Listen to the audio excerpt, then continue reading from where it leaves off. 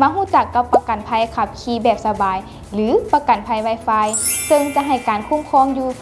4อย่างในสัญญาเดียวกันเลย 1. จะให้การคุ้มกันความเสียหายรถของทานที่เกิดจากอุบัติเหตุจากการต่ำกับยานพาหนะอื่น 2. จะให้การคุ้มกันผู้ขับขี่และผู้โดยสารกรณีเกิดการบาดเจ็บพิการถาวรหรือเสียชีวิต 3. จะคุ้มกันความรับผิดชอบต่อบุคคลที่ 3 ในวงเงินที่สูงซึ่งจะรวมมีค่าใช้จ่ายในการปีนปัวค่าทดแทนเสียชีวิตให้แก่ครอบครัวผู้เสียชีวิตทดแทนค่าพิการถาวรทั้งหมดและทดแทนความเสียหายทางด้านวัตถุ 4. คุ้มกันการปกป้องสิทธิ์และเรียกร้องสินทดแทนคืนท่านใดสนใจสามารถสอบถามรายละเอียดเพิ่มเติมได้ที่เบอร์ 54213555 หรือเพจสถาบันการเงินทรัพย์ทวีได้เลยเด้อ